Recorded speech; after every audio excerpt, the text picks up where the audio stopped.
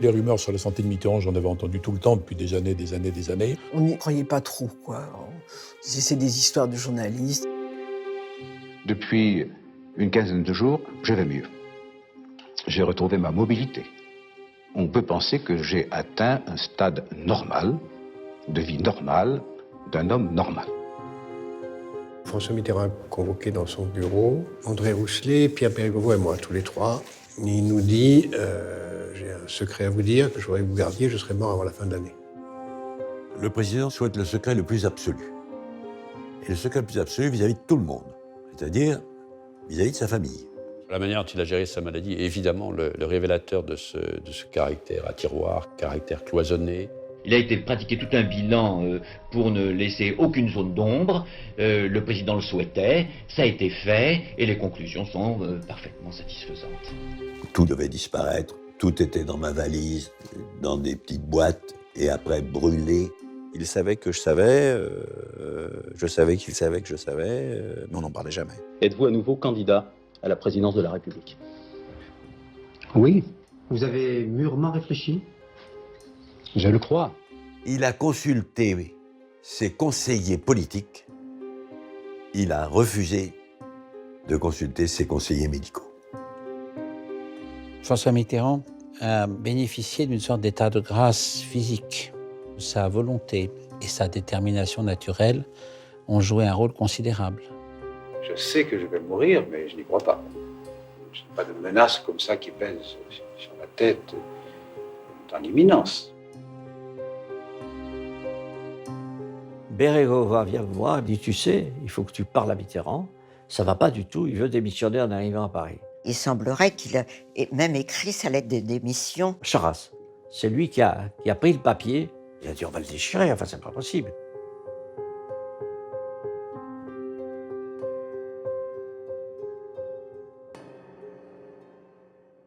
Il n'a jamais vraiment aimé l'Élysée, mais il a tellement bataillé pour s'y retrouver. En mai 1981, François Mitterrand s'installe à l'étage, dans le bureau qu'occupait son meilleur ennemi, le général de Gaulle. La gauche est au pouvoir, il doit être à la hauteur des attentes, ne pas décevoir ceux qui ont placé en lui tant d'espoir et rendre légitime ce qu'il n'est toujours pas pour certains. Alors il choisit de prendre les habits du président, ce que la Constitution a dessiné, celui du monarque républicain. Très vite, il va installer cette distance, fixer des limites. Les proches d'hier deviennent des collaborateurs. Il va distribuer les bons et les mauvais points, diviser pour mieux régner et cultiver une chose, le secret. Et ils seront multiples. Avant de franchir la grille du palais, il en avait déjà quelques-uns, mais il ignorait tout de celui qui allait s'imposer à lui alors que tout commence. François Mitterrand souffre du dos et le mal persiste. Il en parle à son médecin qui lui conseille des examens médicaux. Le rendez-vous est pris, des examens qui vont se dérouler discrètement dans un hôpital militaire.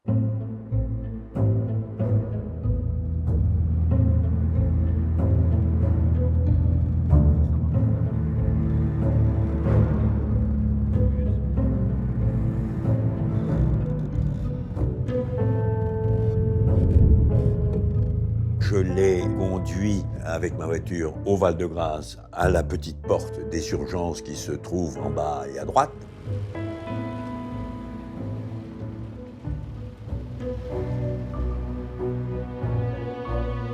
C'est un hôpital militaire très en pointe pour soigner et traiter dans le plus grand secret.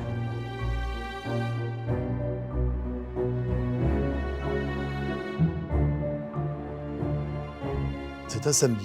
On a convoqué là les sommités du Val-de-Grâce. Ils ont été accueillis par deux généraux. Le patron du Val-de-Grâce, le grand médecin-chef sont là.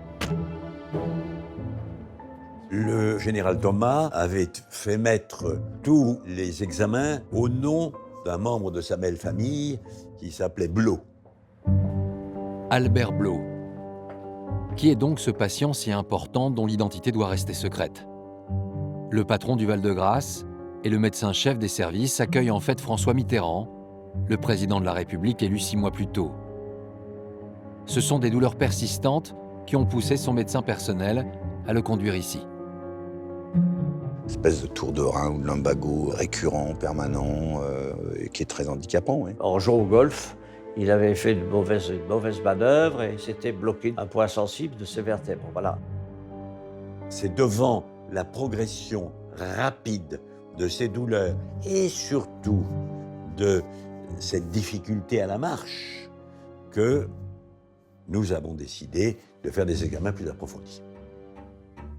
François Mitterrand subit entre autres une échographie, mais aussi une scintigraphie, une méthode d'imagerie médicale qui permet de détecter la présence de tumeurs. On lui a dit qu'il fallait faire ces examens, il les fait. Il sent que c'est nécessaire, il les fait. Quand ça eut été fini, on est reparti dans ma voiture.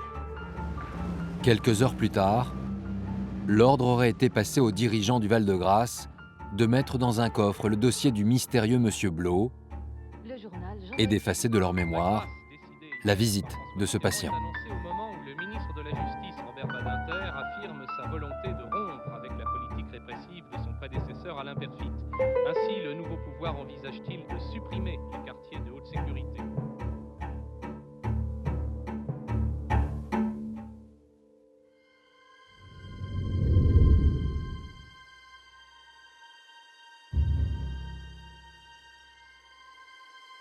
Sept jours plus tard, le médecin personnel du chef de l'État vient lui apporter les résultats des différents examens réalisés au Val-de-Grâce.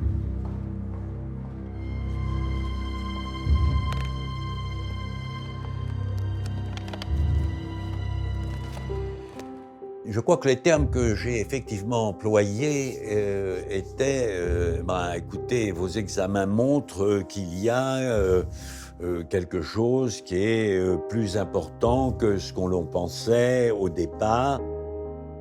Gubler prend son courage à deux mains, il lui amène ça progressivement, avec pas mal de circonlocutions. J'essaye de mettre un peu de coton autour de ce que je dis tout en faisant comprendre que c'est sérieux. Ce que le docteur Gubler n'ose pas annoncer directement à François Mitterrand, c'est le diagnostic posé par les médecins. Un cancer de la prostate et des métastases sur les os.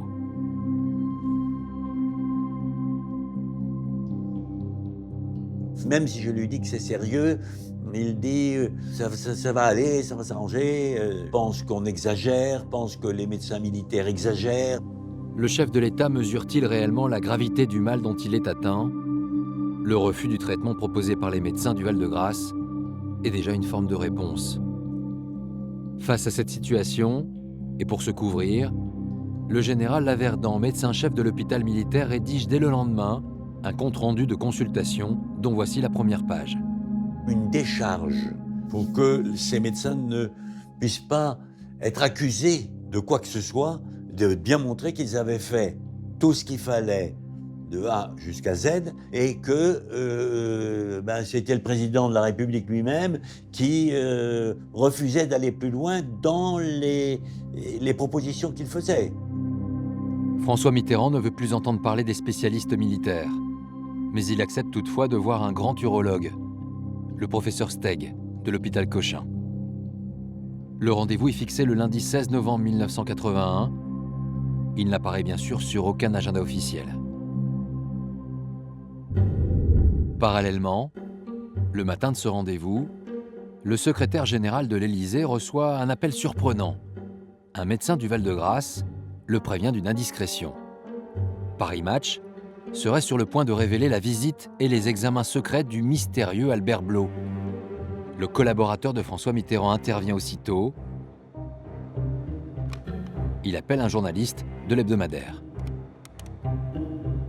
Pierre Bérégovoy me téléphone le lundi, jour de bouclage, pour me demander s'il est exact, comme il croit le savoir, que Paris Match s'apprête à publier, le jeudi suivant, un reportage sur la santé du président. Je lui réponds qu'à ma connaissance, non, mais que je vais me renseigner. Je me renseigne auprès de Roger Théron, le directeur, qui me dément en me disant absolument pas, rien. Je rappelle Bérégovoy pour le lui dire, et on en reste là. À 20h, le même jour, comme prévu, le docteur Gubler et le professeur Steg entrent à l'Élysée. L'urologue doit ausculter le président de la République.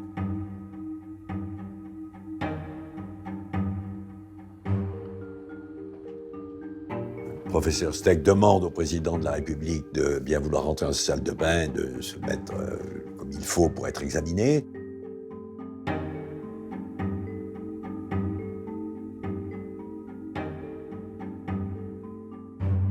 Le diagnostic posé est certain et grave. Et le professeur Steg le lui dit très nettement. Vous avez un cancer de la prostate.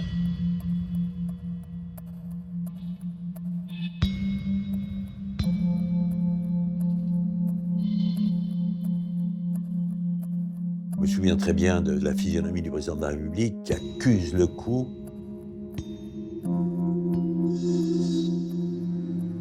Il lui répond « Mais je suis foutu ». Le professeur Steg se redresse et lui dit « Mais ne dites pas de bêtises ». C'est à ce moment-là que le président de la République « Arrêtez vos salades, arrêtez ».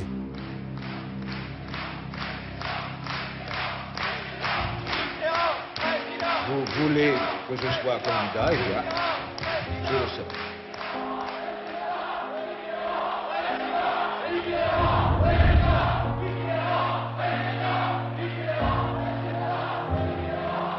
Moi, je veux avec vous fonder l'histoire qui s'écrira avec les travaux de notre peuple. Et j'entends être le président de la République qui commencera cette époque de notre histoire.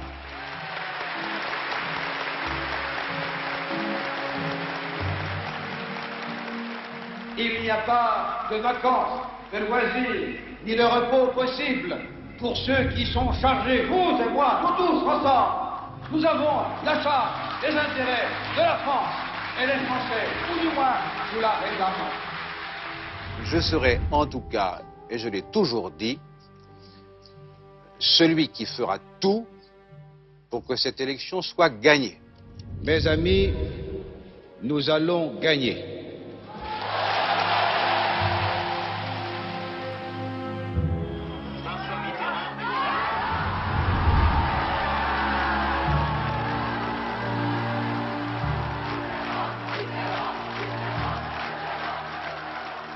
Il a vécu ça comme un paradoxe du destin, comme une sorte de maléfice venant contrarier ce qu'il considérait comme une assomption. Effectivement, 81, c'est l'aboutissement d'un long combat qui a duré 23 ans. Et quand il y arrive, c'est pour apprendre qu'il souffre d'une maladie, en tout cas dangereuse.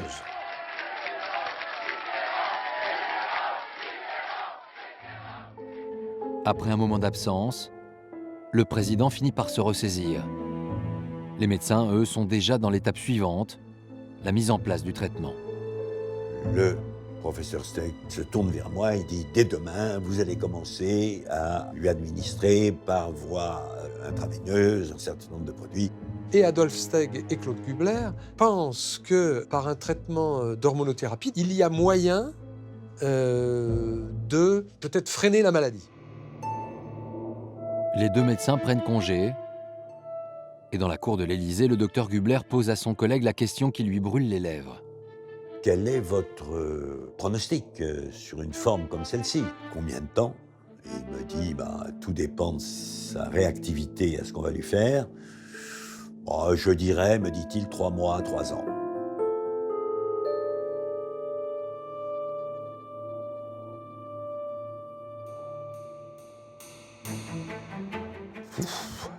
Me voilà nanti d'une responsabilité qui dépassait largement celle que je pensais avoir. À partir de ce moment précis, la maladie de François Mitterrand devient un secret d'État. Quelque temps plus tard, seuls 3 proches collaborateurs sont appelés par le chef de l'État. François Mitterrand est convoqué dans son bureau, André Rousselet, Pierre Bérégovoy et moi, tous les 3. Il nous dit j'ai un secret à vous dire que je voudrais que vous gardiez, je serai mort avant la fin de l'année. Prenez vos dispositions, mais personne ne doit le savoir. Prenez vos dispositions, mais personne ne doit le savoir.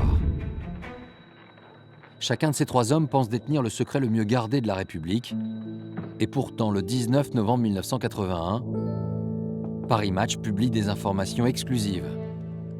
3 pages qui ont pour titre Question sur la santé du président. Ce jour-là, à 9h15, François Mitterrand entrait au Val-de-Grâce. Des témoins qui le reconnaissent alors diront qu'il a le teint jaune citron, marche avec difficulté. Le président est amené dans la salle de radiodiagnostic.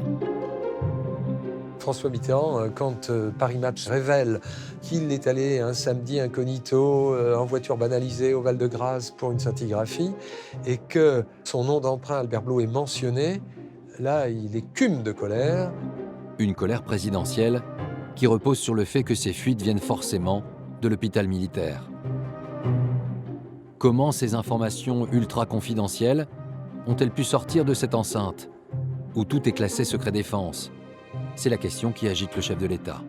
Les fuites ne pouvaient pas venir d'un simple militaire qui aurait vu ma voiture avec le président dedans. Les précisions qui ont été données dans ces fuites, en particulier Blot, faisaient que certains ont eu accès au dossier médical.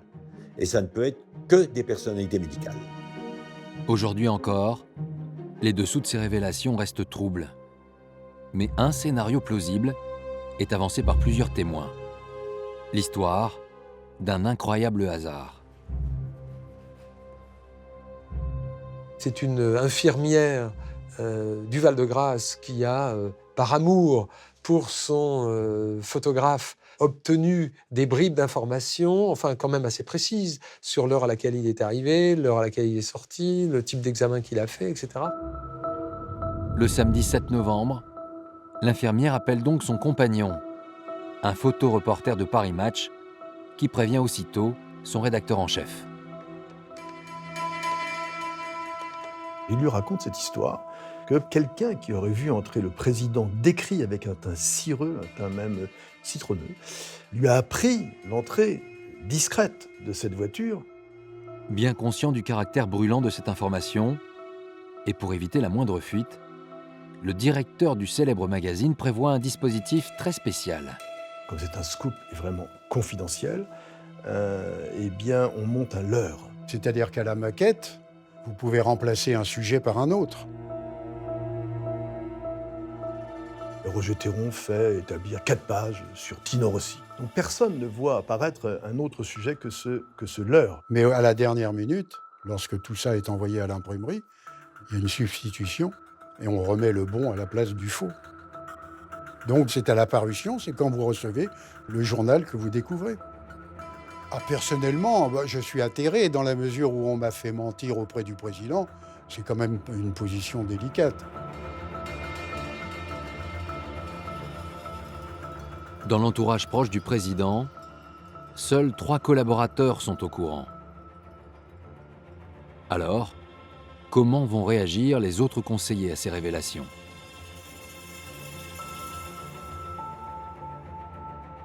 Les rumeurs sur la santé de Mitterrand, j'en avais entendu tout le temps depuis des années. J'ai dû feuilleter le match et penser que c'était des idioties comme d'habitude. On n'y croyait pas trop, quoi. C'est des histoires de journalistes. Ça nous paraît à l'évidence une manœuvre de déstabilisation qui vient d'une partie de la droite et de l'opposition. Je n'imaginais pas une seconde qu'ils puissent avoir une maladie quelconque. En coulisses, François Mitterrand veut à tout prix savoir comment ces informations sur sa santé ont pu être révélées.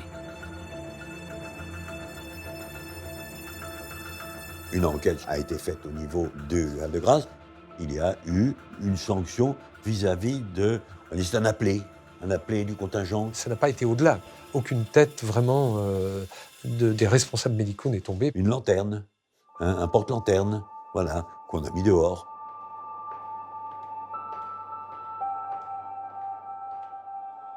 Un président nouvellement élu, malade. Aujourd'hui, une telle information aurait fait l'effet d'une bombe. Une contre-enquête aurait été menée. À l'époque, les révélations de Paris Match n'ont pas marqué l'opinion, déjà habituée aux rumeurs sur la santé de François Mitterrand. Cette fois pourtant, le cancer est bien là. Et devant l'insistance de ses médecins, le président a accepté l'idée d'être soigné. Personne ne le sait, hormis Anne Pinjot, la compagne cachée, la mère de Mazarine. Dans les jours qui suivent le diagnostic, le traitement pour tenter d'enrayer le cancer est lancé. Chaque matin, le président de la République est déposé par son chauffeur à son domicile de la rue de Bièvre, où il ne vit plus réellement. François Mitterrand, à partir de 81, habitait maritalement avec Anne Pinjot. C'était son quotidien. Il passe ses nuits chez Anne Pinjot et Mazarine. Mais évidemment, tout ça à l'insu de Claude Gubler, qui n'ignore rien de la maladie, mais tout de la seconde vie de François Mitterrand. Le chef de l'État regagne sa chambre au dernier étage et il attend à 7h30 l'arrivée de son médecin, à qui il a fait passer une consigne. Le président souhaite le secret le plus absolu. Et le secret le plus absolu vis-à-vis de tout le monde, c'est-à-dire vis-à-vis de sa famille. C'était un homme du secret. Le secret était une question de survie.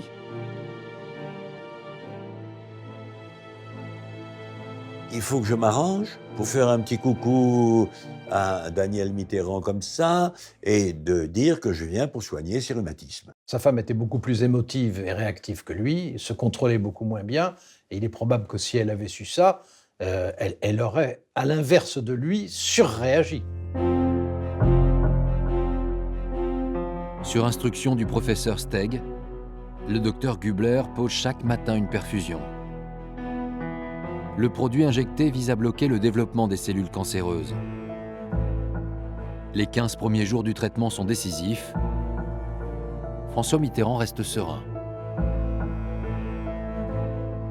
Avec de la part du président de la République un petit côté un petit peu pervers. Il y a son chien Nils qui est son labrador qui ne m'aime pas du tout. Et je n'ai qu'une peur, c'est que dès que je vais sortir la 5, il va me mordre, je sais pas quoi. Ça fait sourire le président.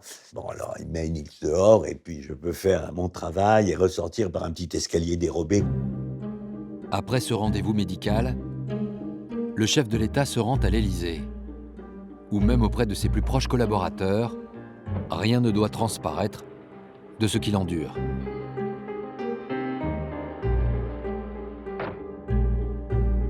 C'est vrai qu'il a dû supporter un poids terrible, mais il était comme ça.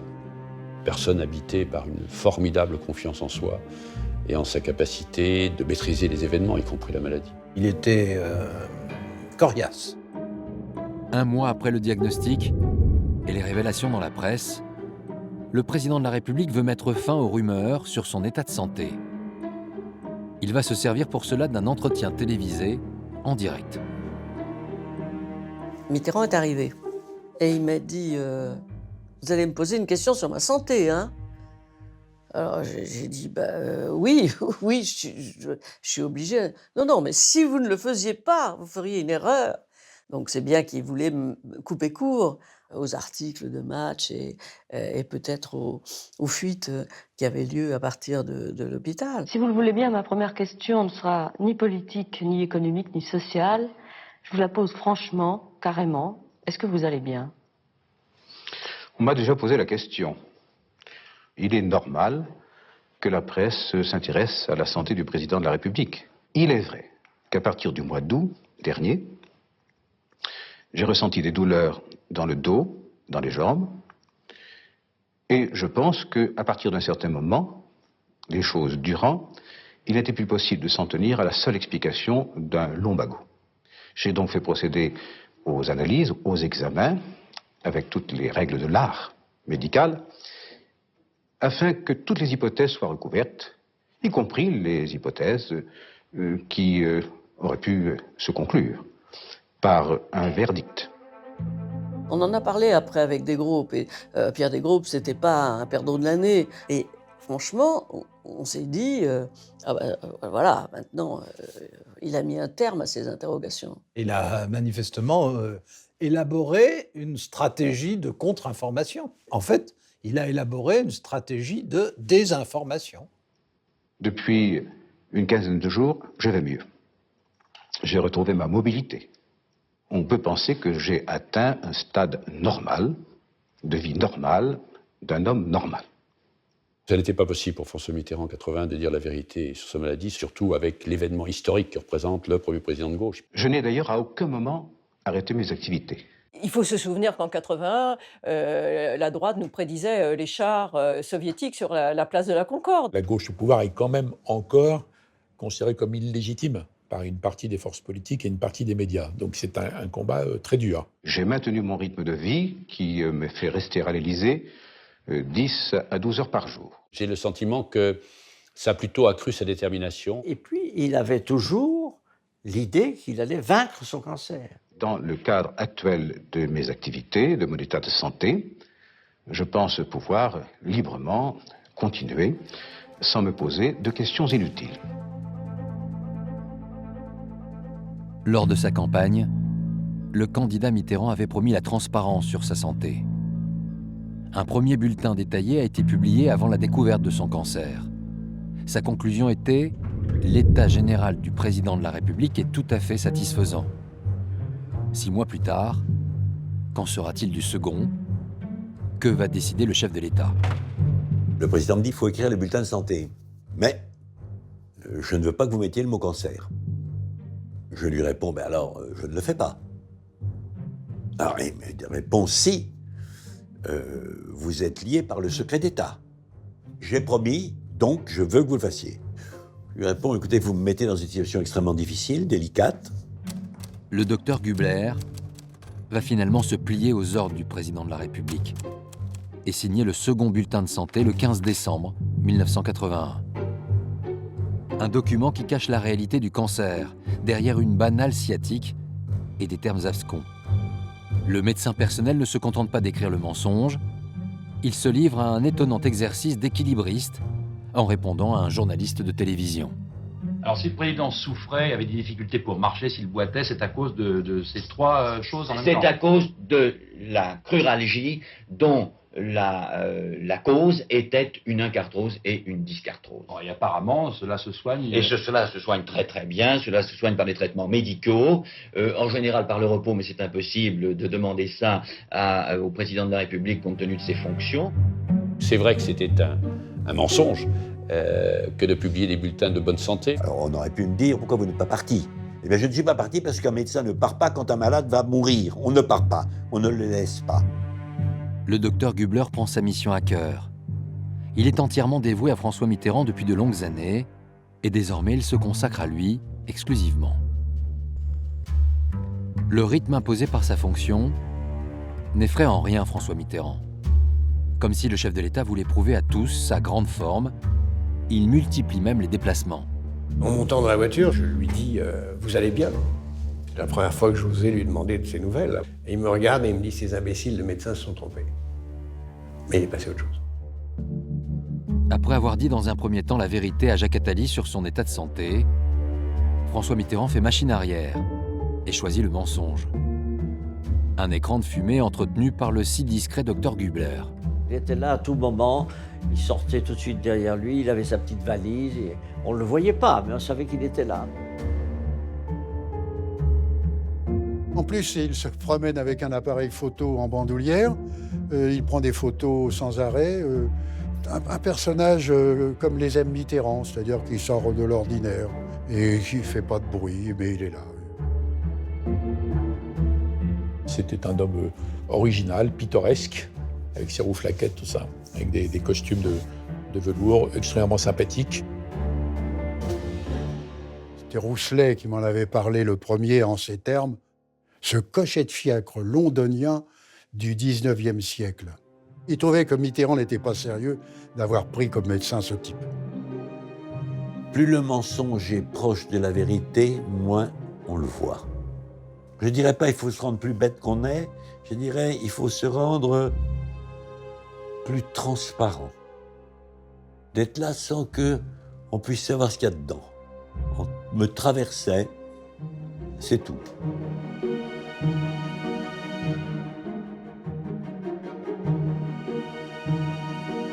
Ce 14 mai 1982, il est attendu à Hambourg par Helmut Schmidt, le chancelier de l'Allemagne de l'Ouest. Le docteur Gubler se glisse sans être vu dans l'une des voitures du cortège présidentiel, juste derrière celle de François Mitterrand et du chancelier Helmut Schmidt.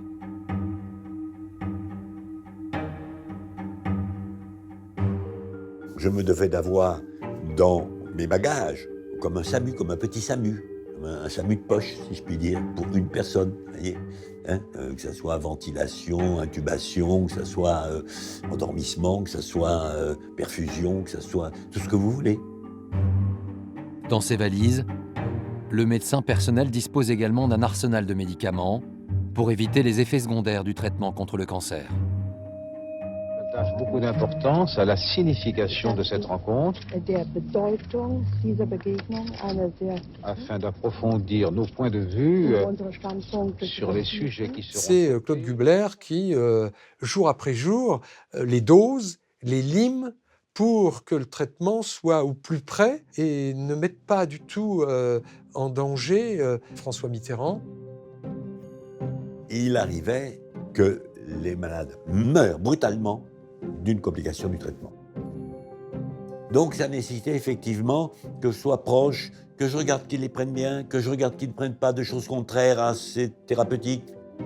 Cette contrainte impose aux médecins d'être vigilants 24 heures sur 24. Le chef du protocole savait que je devais avoir ma chambre à côté de celle du président. Une obligation. Le 15 mai 1982, à 5 heures du matin, alors que tout le monde dort encore, le docteur Gubler est soudain appelé en urgence par François Mitterrand. Le président me dit qu'il respire mal, qu'il a un point douloureux à gauche, si je ne m'abuse, là, qui le gêne. Je palpe ses mollets, je palpe ses jambes.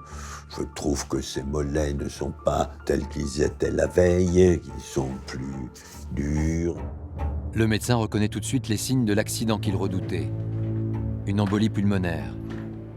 Un caillot de sang risque de boucher une artère. Il faut agir vite, mais seul. Une embolie pulmonaire, on peut mourir. Et donc, je suis bien embêté. Et je me dis, tant pis, j'injecte la dose maximale et puis je vais le suivre à la trace.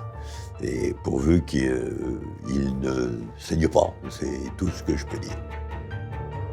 Car après l'injection de ce puissant anticoagulant, le président risque une grave hémorragie à la moindre blessure. François Mitterrand a bien failli mourir. Le geste de son médecin l'a sauvé. Quelques heures plus tard, personne ne se doute de ce qui a pu se passer lorsqu'il va tenir sa conférence de presse. La France restera très attachée à cette notion et n'acceptera pas aisément, ou bien même n'acceptera pas du tout qu'une règle de la majorité puisse intervenir. Tout s'est bien passé. Le sommet s'est bien passé. Le président s'est un peu moqué de moi. Non mais je vais très bien, je n'ai plus de douleur, je n'ai plus rien. Mais comme ça a passé très vite avec ce que je lui ai donné,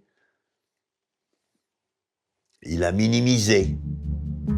Lors de ce voyage en Allemagne, comme à chaque fois qu'il soigne le président, Claude Gubler ne déroge pas à une règle essentielle.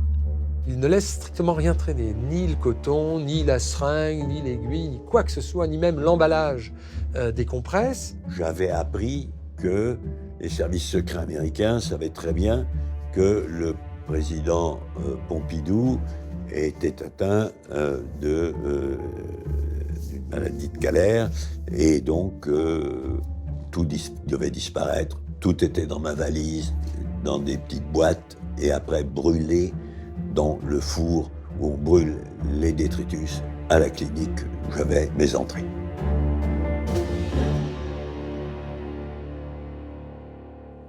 Cette première alerte en Allemagne ne change rien au rythme intense que s'impose le chef de l'État. La politique passe avant tout. Sur ce plan, la courbe de popularité de François Mitterrand est en baisse. L'euphorie des débuts a cédé la place au principe de réalité économique. En 1984, une politique de rigueur s'annonce. Le président n'a pas vraiment le temps de penser à son cancer. Il a déjà dépassé l'espérance de vie que le professeur Steg situait entre 3 mois et 3 ans. Et il a fini par considérer qu'il n'était plus malade. Ce 10 juin 1984, François Mitterrand gravit à 67 ans, comme chaque année, la roche de Solutré en Bourgogne. Un hommage symbolique à la résistance, un rendez-vous auquel participent ses amis fidèles.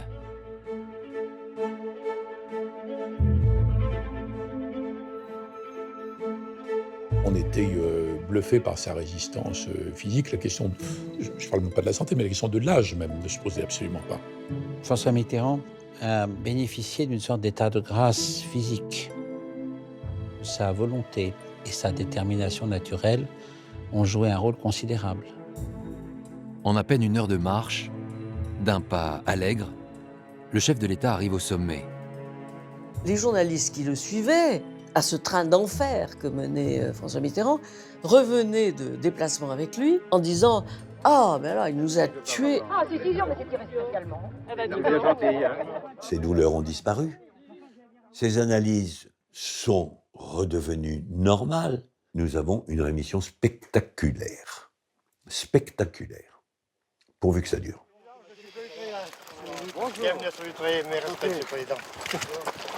Vous habitez vieille maison. N'avouez jamais. N'avouez jamais.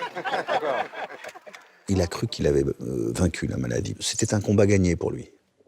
Donc c'était pas un sujet. Donc il n'était pas malade. À ce moment-là, il se sentait sorti d'affaire.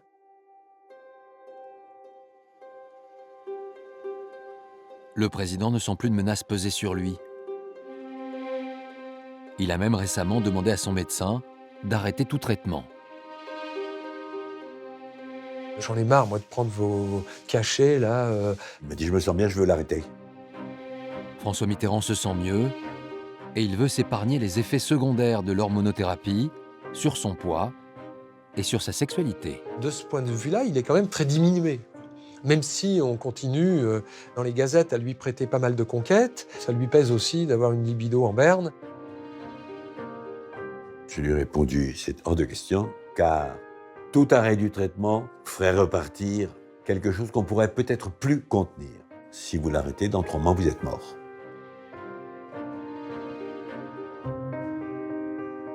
La maladie est donc toujours là, tapis, dans l'ombre. Et François Mitterrand doit vivre avec. En ce dimanche de Pentecôte, à l'issue de l'Ascension, une discussion informelle s'engage avec les journalistes qui le suivent. Le président est interrogé sur une nouvelle candidature au terme de son premier septennat. Finalement 88. 88. Qu'est-ce que vous voulez savoir? On verra. Je serai encore en bon état. Enfin. J'espère que je serai encore en bon état. Personne ne relève cette petite phrase murmurée, pourtant lourde de sens. Si vous croyez qu'aujourd'hui... Avec qu'un téléphone en plus.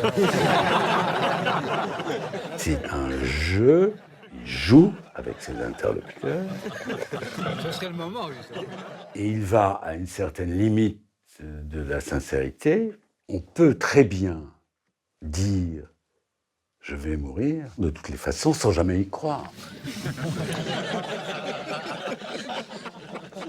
C'est tout l'art de François Mitterrand. Sa manière de se dévoiler sans le dire, de laisser filtrer une part du secret, à mots couverts. Il me disait, bon, vous savez, il n'y a que le cancer qui tue, les autres maladies, on s'en tire. Je suis arrivée, moi, pliée en 2 de douleur avec un lumbago. Et il m'a dit, ne plaisantez pas avec ça. C'est pas, vous savez, il y a des lumbagos qui cachent des maladies très graves. Il y avait beaucoup de non-dits, oui. D'une certaine manière, j'ai vécu sa maladie un peu comme j'ai vécu l'épisode de Mazarine. Il savait que je savais qu'il savait que je savais, mais on n'en parlait jamais. À la fin de chaque pèlerinage à Solutré, le président a un autre rituel, secret celui-là. Un rendez-vous que ses proches collaborateurs ne connaissent pas, à une 30aine de kilomètres de là. Je savais par qui le joindre et comment le joindre, mais je ne savais pas exactement ce qu'il faisait. Il y avait quelque chose qui était comme un peu tacite entre nous. On n'en a jamais, au fond, jamais parlé, mais il ne parlait pas de sa venue à Thésée et nous ne parlions pas de sa venue. C'était une sorte d'intimité, comme une visite de voisinage. Sa fuite discrète mène François Mitterrand dans un lieu de retraite spirituelle et religieuse, la communauté chrétienne de Thésée. Il avait envie de se retrouver, de fuir la cour, les courtisans, la foule autour de lui, de se retrouver lui-même.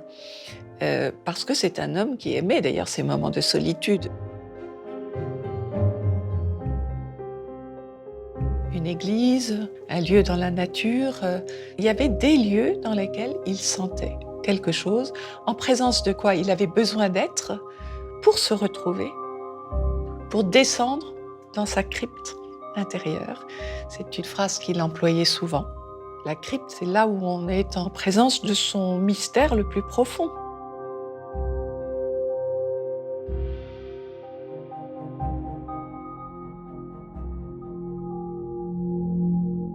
François Mitterrand me disait, quand j'arrive dans l'église de Thésée, je me mets dans le fond, sur un petit banc, je m'assois là.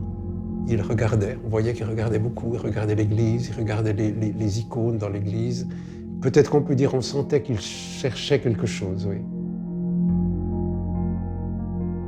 Il y a une présence extraordinaire dans ce lieu.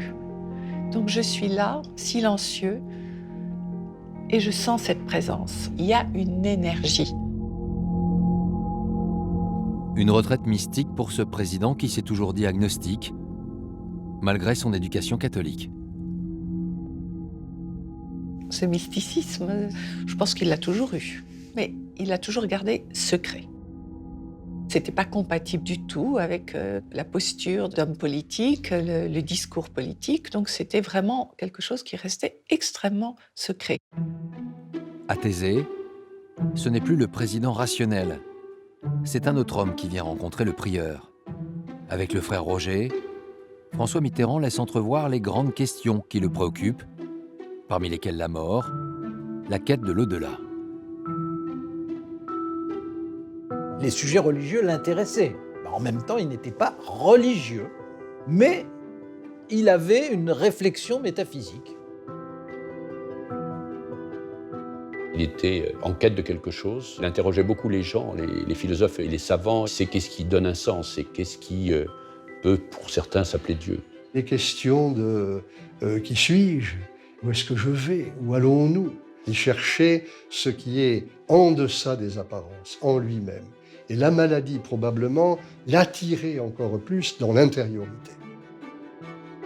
Ces conversations mystiques, métaphysiques, le président en a le goût depuis longtemps, et pas uniquement avec le frère Roger.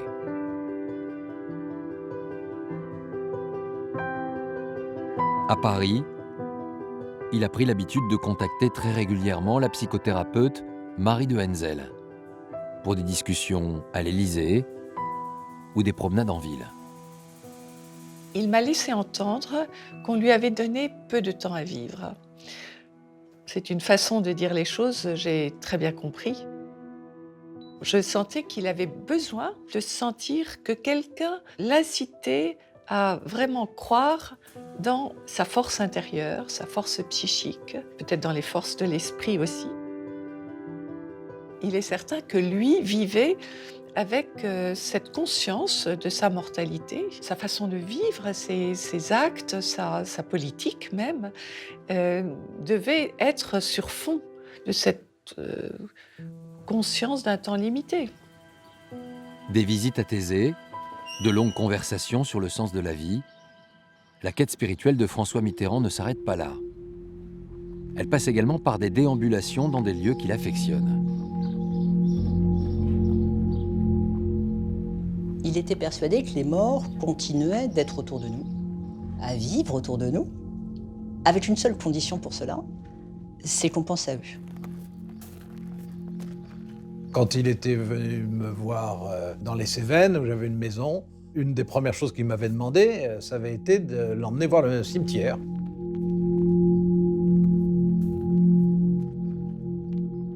Il était resté là une demi-heure, se promenant entre les tombes, réfléchissant. Il avait une sorte d'étrange compagnonnage avec la mort. D'ailleurs, ça fait partie des contradictions extraordinaires de ce personnage, qui pouvait être, pour certaines méthodes ou certaines initiatives, l'homme le plus roué du monde, et qui, en même temps, avait une sorte de dialogue métaphysique avec le ciel. Il était comme ça.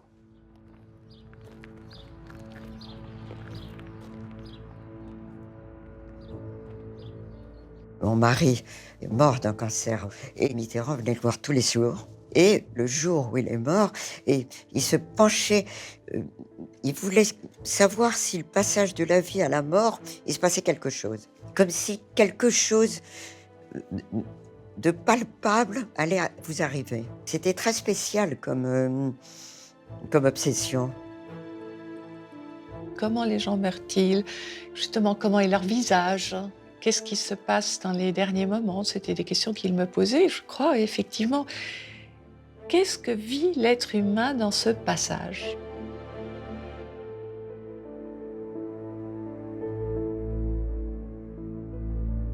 Le pouvoir serait-il le meilleur antidote contre la maladie? Après 7 ans de traitement, le cancer se fait plus discret. François Mitterrand pense l'avoir dompté. Sur le plan politique, la cohabitation avec Jacques Chirac entre 1986 et 1988 lui a redonné du souffle. Il a donné des coups sans se faire prendre. Il a façonné son image de père protecteur de la nation face à un Premier ministre libéral fidèle à sa réputation de bulldozer. Auréolé d'une très forte popularité, ce président, âgé de 71 ans, va-t-il solliciter un nouveau mandat? Un mois avant le premier tour de l'élection présidentielle, François Mitterrand ménage le suspense. Antenne 2, 20h, le journal de la rédaction, Henri Sagnier. Bonsoir, l'événement politique en direct, une nouvelle fois dans le journal d'Antenne 2. Dans quelques instants, monsieur François Mitterrand répondra à nos questions. Nous accueillons ce soir le président de la République française. Nous dialoguerons peut-être avec le candidat Mitterrand. Réponse à la une du journal, dans quelques instants. Depuis plusieurs mois, la parole présidentielle est rare.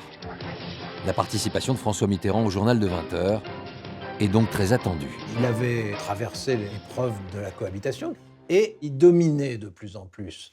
Et donc il avait une espèce de, non pas d'optimisme, mais presque d'exaltation au fur et à mesure que les mois passaient. Monsieur le Président, bonsoir et merci d'avoir accepté l'invitation de la rédaction d'Antenne 2. Il a commencé à se positionner, non pas en leader de l'union de la gauche conquérante, mais en une sorte de père de la nation au-dessus des conflits. Il a l'air de plus en plus impérieux, impérial. Il a ce côté naturellement installé dans une fonction quasi monarchique, qui est celle du président de la Ve République. Ma première question est simple et directe à la fois. Monsieur le Président, êtes-vous à nouveau candidat à la présidence de la République? Oui. Vous avez mûrement réfléchi? Je le crois. Il avait envie de rester au pouvoir. Le pouvoir, c'est comme une thérapie. Le pouvoir, ça maintient en vie. On peut savoir quand vous avez pris cette décision. Certains disent c'est en juillet 87, d'autres disent c'est pendant les fêtes de fin d'année. Ce jour-là, c'est en regardant la télévision que les médecins du président apprennent en direct que leur patient est candidat à sa réélection.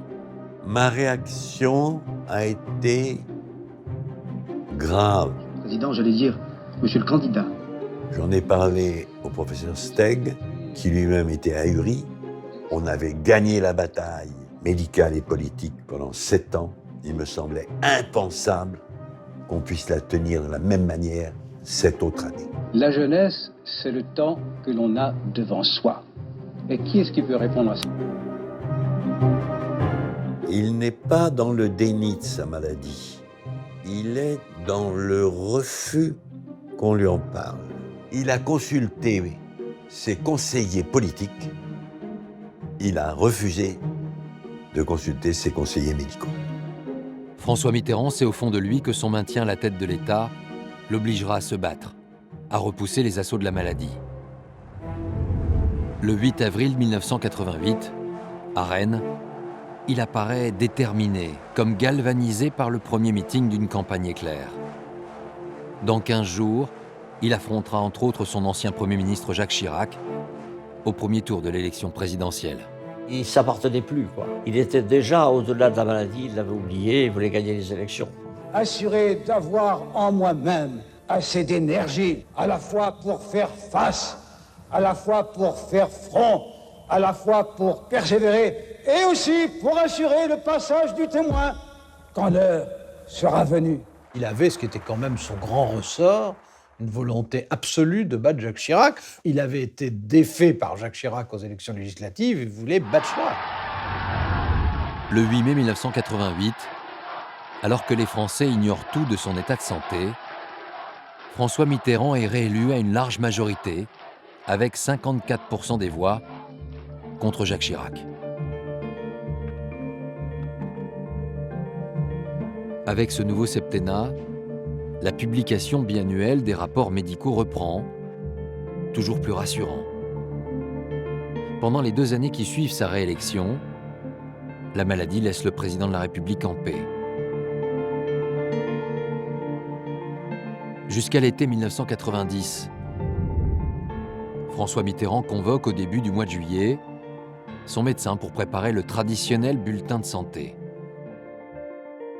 Et après 18 communiqués mensongers, il a une exigence pour le moins inattendue.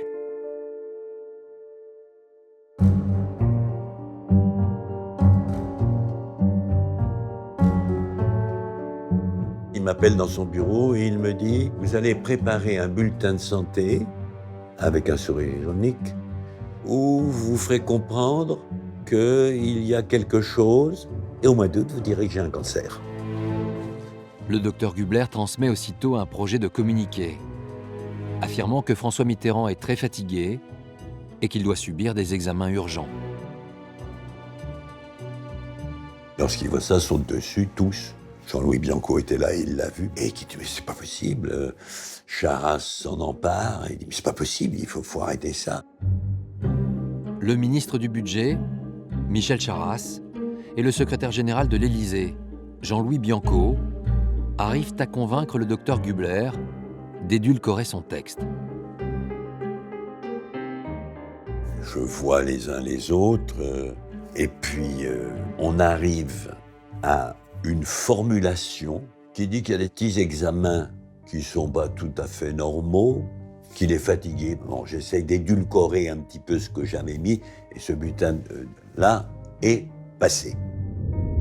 Le communiqué est finalement publié le 28 juillet 1990 dans une version censurée. Les examens cliniques et biologiques habituels ont permis de mettre en évidence une petite augmentation de la vitesse de sédimentation, ceci étant à mettre sur le compte de l'intense activité diplomatique du président. Tous les autres paramètres sont normaux. Les gardiens du temple ont-ils eu peur de perdre le pouvoir? François Mitterrand, lui, n'a pas renoncé. Quelque chose en lui a changé, et la période des vacances lui a permis d'aller encore plus loin dans sa réflexion. Bérégovoy vient me voir, il me dit « Il faut que je te parle ». J'ai dit « Qu'est-ce qui se passe ?» Il me dit « Tu sais, il faut que tu parles à Mitterrand. Ça va pas du tout, il veut démissionner en arrivant à Paris. » Il semblerait qu'il ait même écrit sa lettre de démission. Charras, c'est lui qui a pris le papier. Il a dit « On va le déchirer, enfin c'est pas possible. » Charras s'est beaucoup vanté de l'avoir dissuadé de démissionner. Alors, qu'est-ce qui a réellement poussé François Mitterrand à rédiger une lettre de démission? Pour certains, il s'agit d'une brouille avec sa fille Mazarine. Pour d'autres, c'est une dispute avec sa femme Danielle. Michel Charras a écrit c'est une dépression passagère. Ce n'est pas vrai. Je peux affirmer qu'il n'avait aucun syndrome dépressif. Aucun. L'explication se trouve peut-être ailleurs. En juillet 1990, François Mitterrand passe quelques jours à Gordes, chez l'une de ses conseillères, Laurence Soudet.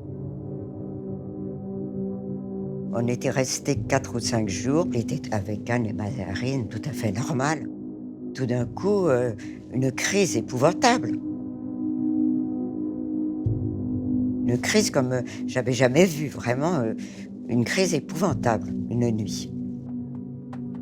Il hurlait de douleur, si bien que j'ai appelé l'avion du GLAM parce qu'il ne pouvait plus rester. Donc j'ai toujours pensé que c'était une rechute importante et que justement son idée de partir, c'était plutôt en se disant j'aurais pas les forces de continuer et par conséquent je préfère quitter plutôt que de faire ça mal ou sans toutes mes facultés.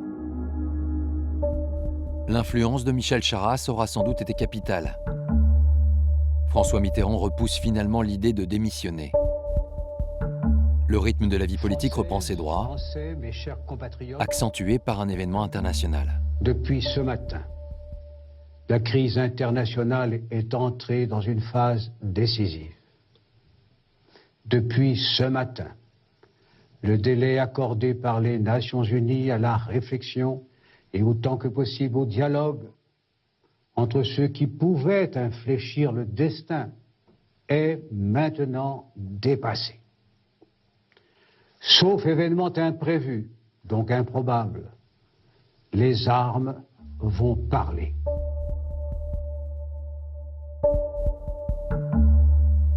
C'est donc en janvier 1991 que le président engage les troupes françaises dans la guerre du Golfe. Un conflit déclenché par l'invasion du Koweït par l'Irak quelques mois plus tôt. Cette année-là, François Mitterrand doit faire face à une grande fatigue et à certaines conséquences de sa maladie qui lui compliquent la vie. Et il a de plus en plus de mal à sauver les apparences. À l'Élysée, ses collaborateurs se rendent compte qu'il ne va pas bien. Je l'ai trouvé fatigué. Si, je l'ai trouvé fatigué. Visiblement fatigué. Il était très souvent très pâle. Si je puis dire, c'était des pâleurs très blanches. C'était un masque un peu de plâtre presque.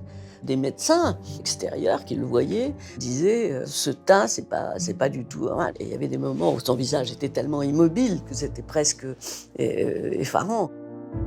Le traitement qui lui a sauvé la vie pendant presque 10 ans ne suffit plus. De nouveaux troubles lui rendent la vie inconfortable. Le professeur Steg souhaite l'opérer désormais, mais pour le moment, François Mitterrand fait mine de ne pas l'entendre. Il était toujours un peu sceptique à l'encontre de la médecine. Et là, si vous voulez, en horreur donc tout le monde médical. Il a peur éventuellement donc de ne pas se réveiller après une anesthésie générale ou de ne plus être le même après les bistouris. C'est une âme profondément paysanne, si je puis dire. On n'attaque pas la chair, on ne touche pas à la chair. On peut soigner avec des onguents, avec des pommades, mais on ne touche pas, on ne met pas le fer dans la plaie. Malgré ses réticences, François Mitterrand va céder à la pression de ses médecins. Et sans doute pour préparer le terrain médiatique de cette future opération, On rentre, quelle heure avez-vous? Il est 1h moins 15. il va convier à la fin du mois d'août 1992 2 journalistes influents dans sa bergerie des Landes. Avec Jean-Pierre Elkabbach, il nous avait proposé, comme il le faisait chaque année, de venir passer la journée à Latché où il était en vacances. Il faisait beau, il faisait chaud.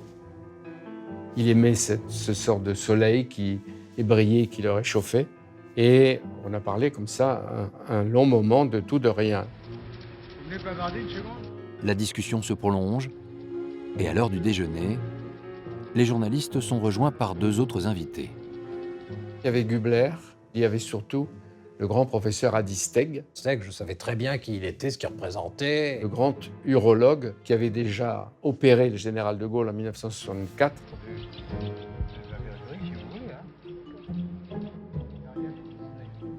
Et à partir de ce moment-là, nous nous sommes regardés, Duhamel et moi, nous nous sommes dit... Si François Mitterrand nous invitait à déjeuner et qu'il y avait le professeur Steg, c'est qu'il voulait nous faire comprendre qu'il souffrait d'un cancer de la prostate. Pour le coup, c'était l'évidence.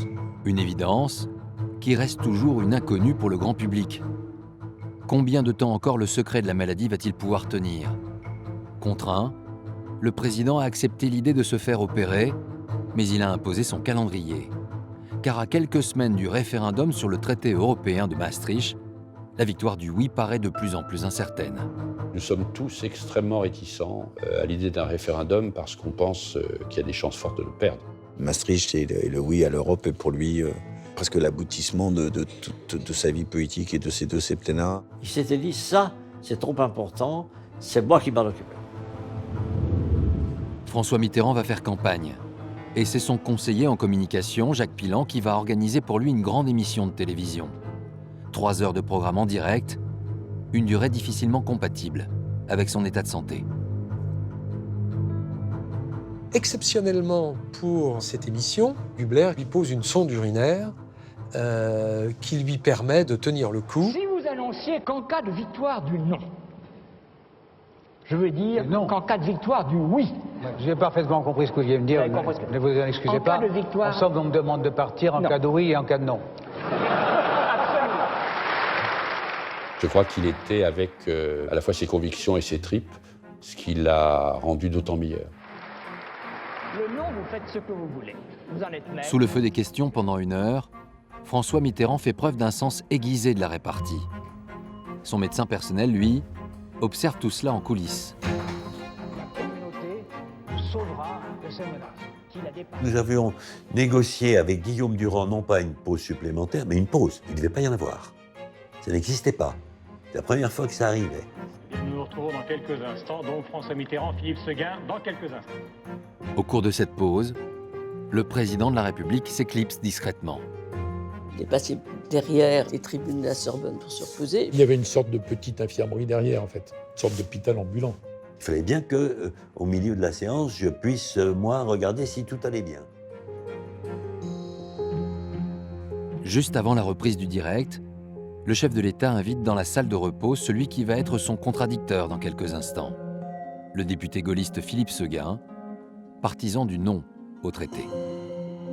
Ça avait évidemment déstabilisé Philippe Seguin, qui sur le plan humain était mal à l'aise pour affronter quelqu'un qui visiblement souffrait beaucoup. Philippe était bouleversé de cette austérité, de cette stoïcité, cette absence totale d'épanchement. Donc nous nous retrouvons. Bonsoir, Monsieur le Président de la République. Voilà. Monsieur le Président de la République. Après 6 minutes de pause, Monsieur le ministre. le face-à-face entre les deux hommes peut débuter. On ne peut pas en rester à l'acte unique de 1985-86 que nous avons d'ailleurs proposé en commun. C'est au moins un point sur lequel je suis en total accord avec vous. On a l'impression que Philippe Séguin n'est pas tout à fait au mieux de sa forme politiquement, alors qu'il est quand même le numéro 1, l'opposant à François Mitterrand, donc sur ce sujet. C'est tout à fait différent. Mais précisément, Monsieur Séguin, si vous me permettez de vous interrompre. Je vous en prie, Monsieur le Président. Mais précisément, le traité de Maastricht innove considérablement par rapport aux traités antérieurs, puisqu'il fait repasser les compétences et les pouvoirs dans les mains du Conseil politique. Conseil européen, chef d'État et de gouvernement, et Conseil des ministres, ministre des Affaires étrangères, en ajoutant toute une autre série de contrôles que je viens de vous énumérer, et encore pas tous.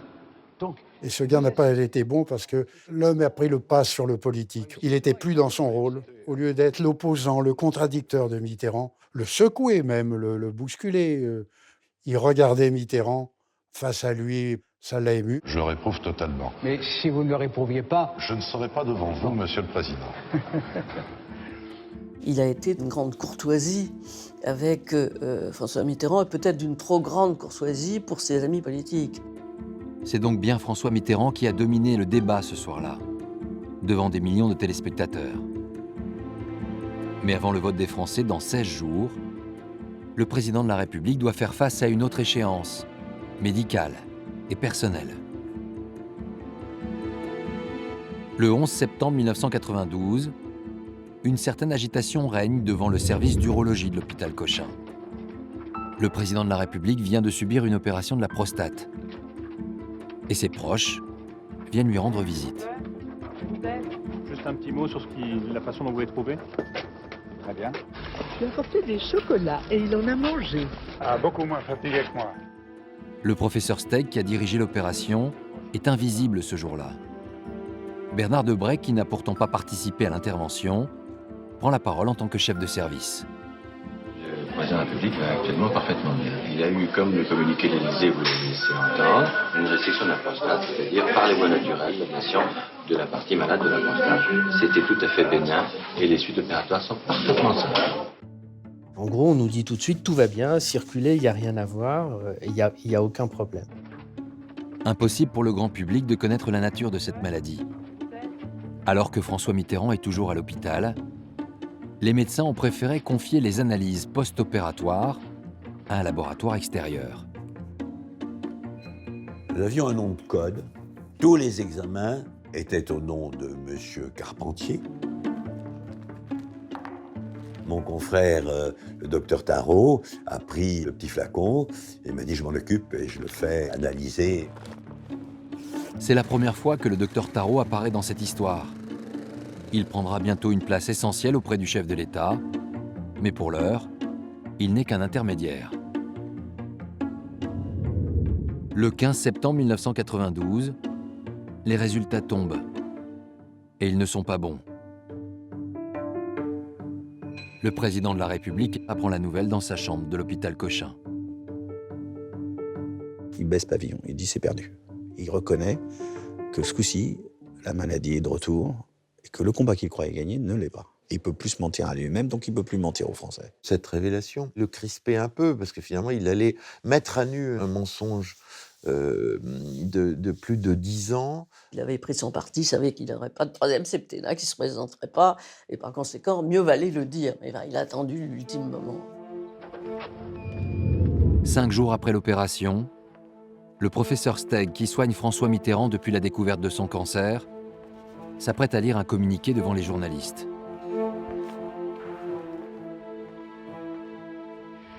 L'examen histologique des tissus retirés lors de l'intervention a montré au sein d'un tissu prostatique de lésions adénocarcinomateuses. Ça ne peut pas être plus clair que cela. Il y a des lésions qui sont des lésions que l'on appelle cancéreuses, si vous aimez mieux, dans une forme de cancer assez typique de la prostate, et que ces lésions se situent au sein d'un tissu prostatique avec, je me répète, des examens biologiques qui montrent, en particulier les phosphatases acides prostatiques ou tartrates labiles, comme on les appelle, qui sont normales.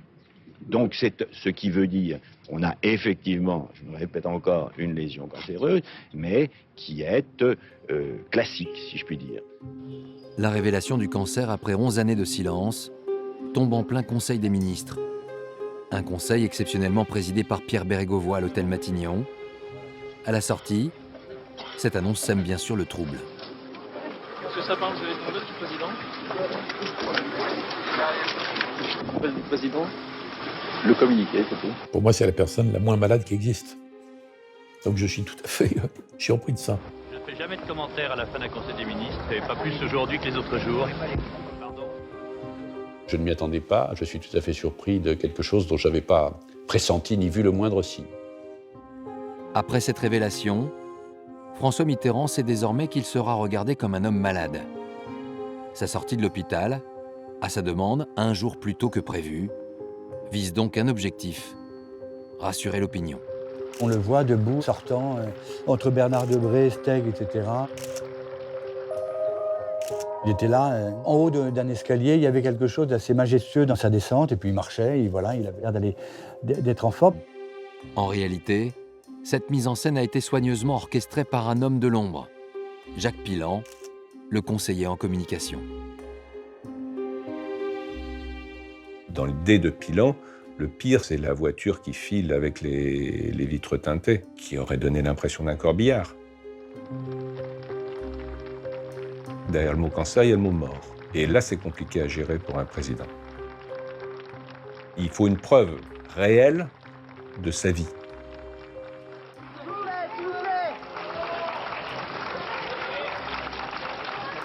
Il est là, il est vivant, il sourit.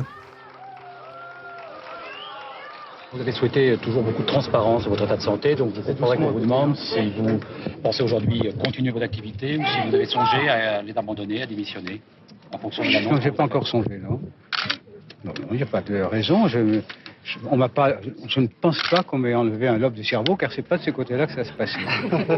François Mitterrand pratiquait un humour implacable. Alors l'humour, c'est souvent, comme on le dit, la politesse du désespoir. À partir du moment où il a été opéré, il a assumé publiquement. Il a créé quelque chose de fort dans la société française. Parce qu'on ne le dit pas beaucoup aujourd'hui, mais on le disait encore moins il y a 20 ans. Et vous réagissez bien à la maladie, au fond? Comment voulez-vous que je fasse? Je pense que c'est un combat honorable à mener contre soi-même. François Mitterrand a dû considérer cela comme une épreuve supplémentaire. C'était une de plus qu'il fallait surmonter, dépasser.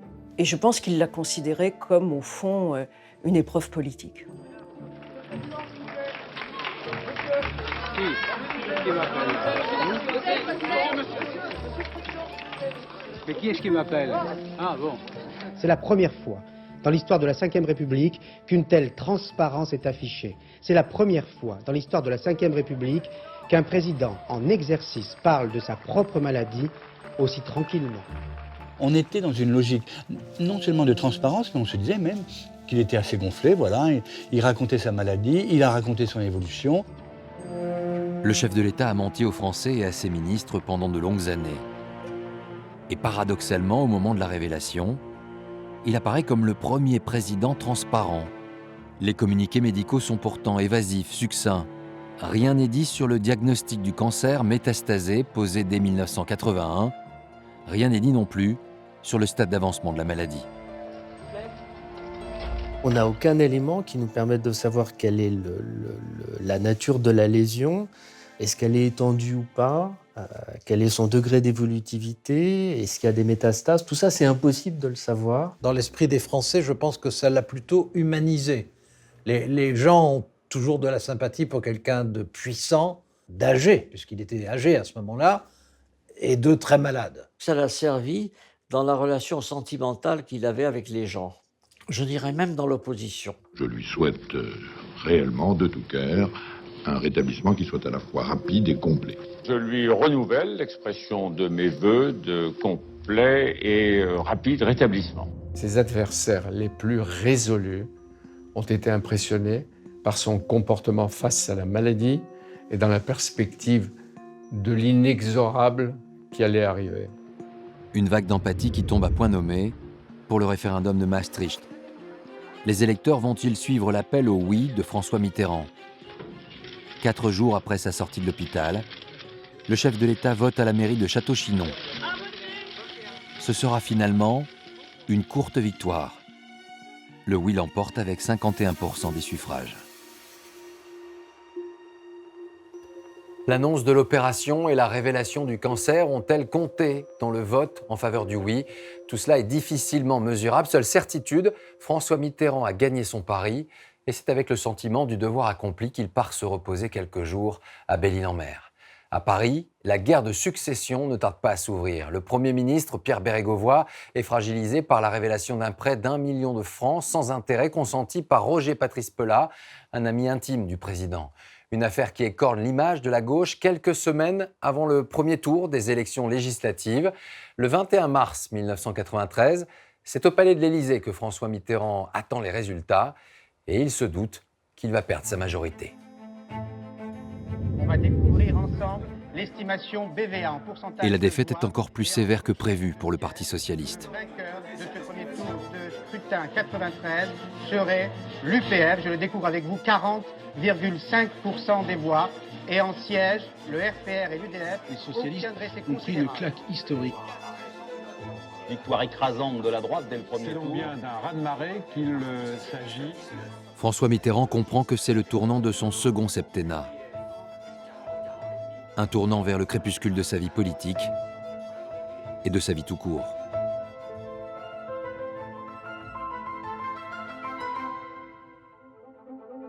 Quelques jours plus tard, les membres du gouvernement, encore sous le choc, attendent le début du Conseil des ministres. C'est le Conseil qui suit le désastre, en fait. 4 jours plus tôt, ce premier tour des législatives est effectivement un carnage pour la gauche. Tout le monde était quand même complètement déstabilisé. On voyait bien que c'était la fin sur le plan politique, que c'était une autre phase qui allait s'ouvrir. Il y a une ambiance un peu à l'époque un peu lourde, qui est une ambiance d'anticipation politique. Pour le chef de l'État, cette journée entre les 2 tours est symbolique. Il a la quasi-certitude que ce Conseil des ministres est le dernier de son septennat, avec celles et ceux qui forment sa famille politique. Mitterrand parle pendant une longue heure. Il nous dit, vous savez, c'est comme quand on perd quelqu'un, une défaite, c'est comme la mort d'un être cher, et on croit que la mort l'emporte tout. C'est pas vrai, il y a quelque chose de plus fort que la mort, c'est la vie. Et vous verrez que la vie politique et le combat l'emportera sur cette défaite. Le plus vieux d'entre nous, malade, frappé par la mort qui ronge dans son corps, nous parle à tous en nous disant « Tenez bon, vous verrez, vous reviendrez au pouvoir bien plus vite que vous ne le croyez ». À l'issue de ce dernier conseil, François Mitterrand tient à saluer personnellement chaque membre du gouvernement. Je lève la tête et je regarde autour de la table. Il y en avait au moins la moitié qui pleurait.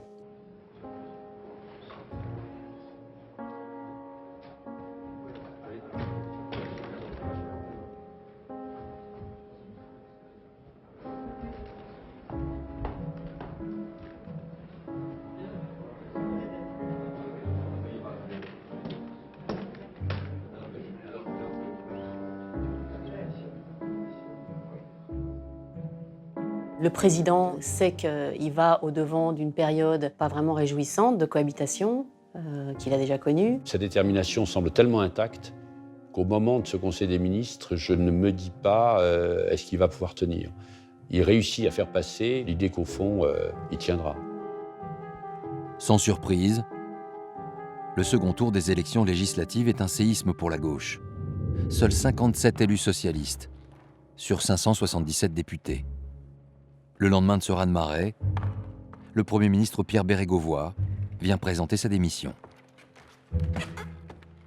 On était consterné par sa dépression, qui était très visible. Le fait de prendre sur lui un échec totalement annoncé, qui n'avait aucun rapport avec lui, en fait. C'est un homme très, très atteint par ça. François Mitterrand propose alors à Édouard Balladur de devenir chef d'un gouvernement de cohabitation. Il le reçoit le soir même à l'Élysée.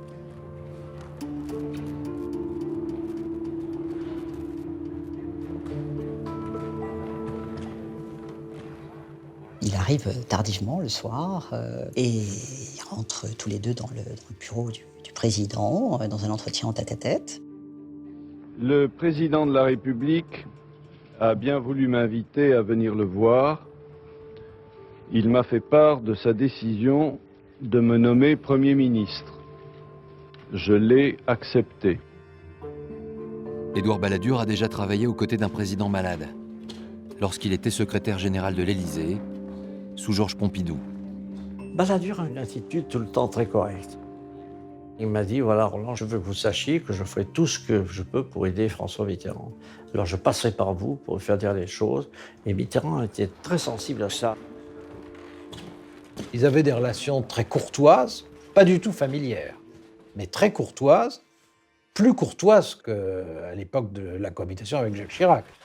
Même si François Mitterrand est évidemment isolé, une cohabitation apaisée s'installe avec le nouveau Premier ministre.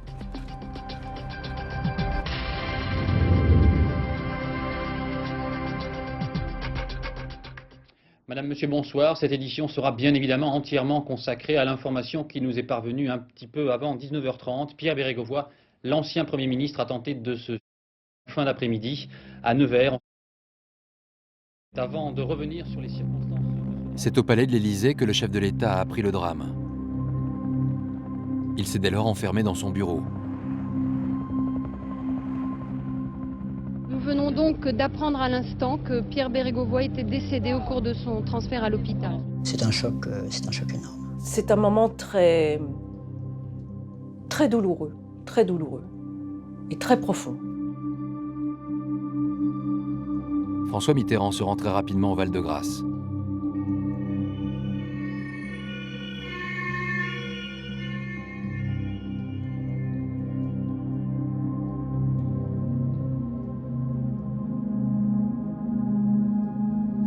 Val-de-Grâce, j'étais là. Et le président est arrivé, il y avait Balladur aussi. Bon, c'est un souvenir atroce. J'ai été dans les personnes qui ont accompagné François Mitterrand au Val-de-Grâce lorsqu'il a souhaité voir la dépouille de Pierre Bérégovoy et son visage, le visage de François Mitterrand, tellement touché. Il y avait quelque chose de très profond qui avait été atteint et que l'on a retrouvé lorsque nous sommes allés à Nevers.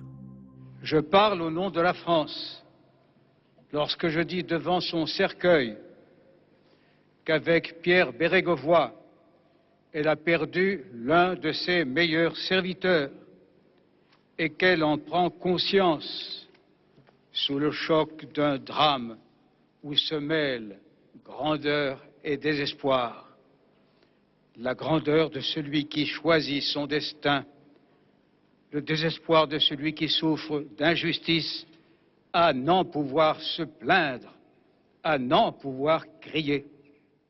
Je me souviens très bien de ce discours où il a cette blancheur comme ça, du teint, de quelque chose qui vient de très très loin. Et c'est vrai que je pense que François Mitterrand n'a jamais pu considérer que la politique puisse conduire à un tel acte. Et le fait que Pierre Bérégovoy, c'est-à-dire, j'ai envie de dire, pas n'importe quel ministre, pas n'importe quel parcours de vie, soit passé à cet acte-là, je pense qu'il en a été très profondément atteint.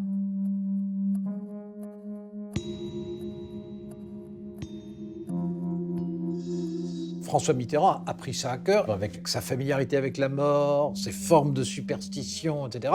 Il y a vu un avertissement du destin. Il y a vu, la prochaine fois, c'est vous.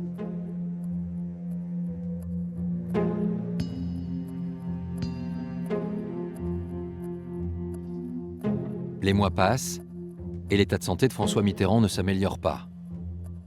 En juillet 1994, l'évolution du cancer oblige le professeur Steg à opérer une deuxième fois.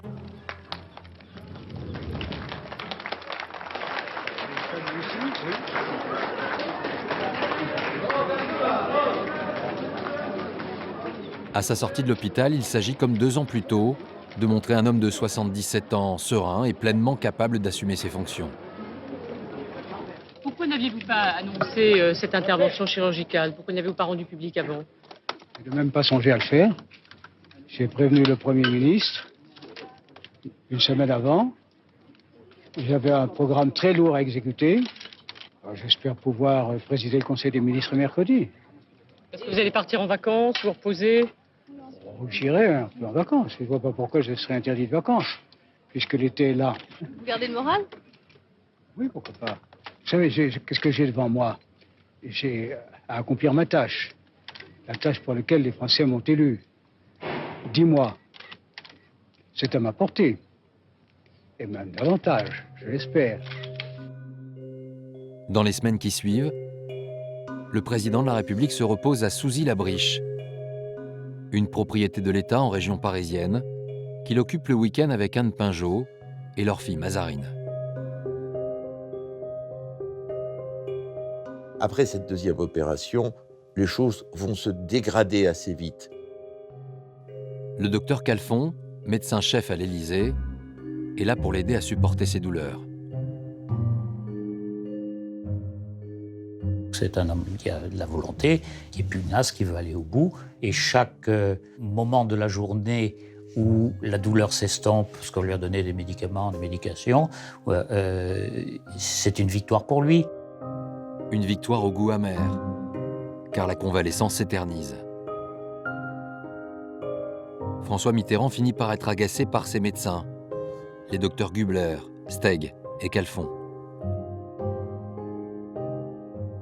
Il va surtout rentrer dans une phase de douleur, de gêne, de fatigue. C'est quand même là où la médecine est la plus incompétente. Comme tout malade, il va se raccrocher à la dernière parole bienfaisante qu'on va lui dire. Mais tu devrais consulter un tel, mais tu devrais faire ça, mais tu devrais prendre un tel. D'où le commencement d'une avalanche de médecins. Et l'un d'entre eux va prendre une place prépondérante. Il s'appelle Jean-Pierre Tharreau. C'est lui qui, quelque temps plus tôt, avait déposé le prélèvement de François Mitterrand, inscrit sous le nom de M. Carpentier. Alors pourquoi lui, désormais? Jean-Pierre Tharreau va prendre de plus en plus de place et va se coltiner et s'affronter avec les autres médecins. C'est un anesthésiste réanimateur qui maîtrise très très bien la douleur. Donc je comprends parfaitement qu'on fasse appel à lui. Quand Mitterrand souffre, il peut appeler Tharreau et Tharreau arrive. Justement, ce qui est demandé à Tharreau, c'est de ne pas souffrir physiquement, mais de lui laisser l'esprit libre. Et ça, c'est ce que Tharreau savait faire. En parallèle, un 5e homme, conseillé cette fois par Anne Pinjot, rend discrètement visite au président de la République, le docteur de Cuper. J'ai vu arriver ce thaumaturge, là, ce type qui donnait de la poudre de perlimpinpin, qui soignait avec des herbes. Il y a aussi, chez François Mitterrand, aussi l'idée d'une pensée magique, c'est-à-dire pouvoir éventuellement arriver au bout de son mal par des choses qui ne seraient pas tout à fait classiques, rationnelles, ou de la médecine telle qu'on peut la connaître. François Mitterrand est même tenté d'abandonner son traitement sur les recommandations de cet homéopathe peu conventionnel. Je dis, je ne connais pas et je ne peux pas cautionner. D'ailleurs, je crois avoir écrit une lettre au secrétaire général de l'Élysée pour dire que je ne voulais pas être responsable des traitements qui étaient appliqués par devers moi. 5 médecins et 5 méthodes différentes. Les tensions entre les blouses blanches de l'Élysée ne tardent pas à apparaître et elles sont entretenues par le président lui-même. De temps en temps, on entend des réflexions pas très agréables des uns sur les autres. C'est effectivement une espèce de concurrence, chacun a son pré carré et plus le pré est grand, mieux c'est. Il y aurait une encyclopédie à raconter sur ces médecins. Les relations entre eux, la jalousie qu'ils avaient de le posséder. Ça a été une guéguerre épouvantable. Claude Gubler, qui pendant 10-12 ans a été seul au front, là se sent un peu débordé, parfois un peu même amer d'être court-circuité. Et François Mitterrand n'a pas beaucoup, à ce moment-là, j'allais dire, d'égards. Il va faire souffrir Gubler, il va délaisser Calfon, et il va avouer Attaro comme une femme qu'on trompe qui voit de Kuiper. Il y a des médecins sous tension qui essayaient de faire le mieux possible, qui avaient le sentiment qu'ils étaient traités avec ingratitude, ou rejetés comme ça violemment, et qui venaient s'épancher chez moi. François Mitterrand jouait de ça, hein, une espèce de concurrence, de jalousie. Il va organiser une sorte de désordre sur lequel il va régner. Et il va régner sur ses médecins.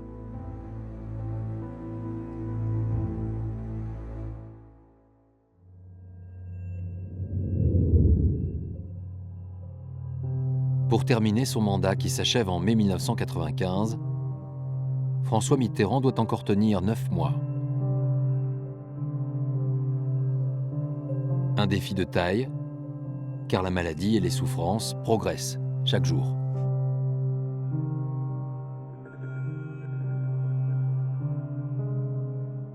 Il est cisaillé par la maladie, par la douleur. Il ne quitte plus beaucoup sa chaise ou son lit. Mitterrand restait couché souvent, faisait des siestes très longues, recevait des visiteurs importants couchés. Au début, c'est vrai que pour moi, c'est un petit peu impressionnant de voir le président de la République en pyjama, dans son lit, un petit peu, je sais pas trop comment faire. Et puis, il me fait toujours cette même phrase que j'entendrai jour après jour. Je suis désolé de ne pas me lever pour vous saluer, mais vous comprendrez pourquoi. Le mercredi, jour de conseil des ministres, François Mitterrand s'habille et quitte la chambre.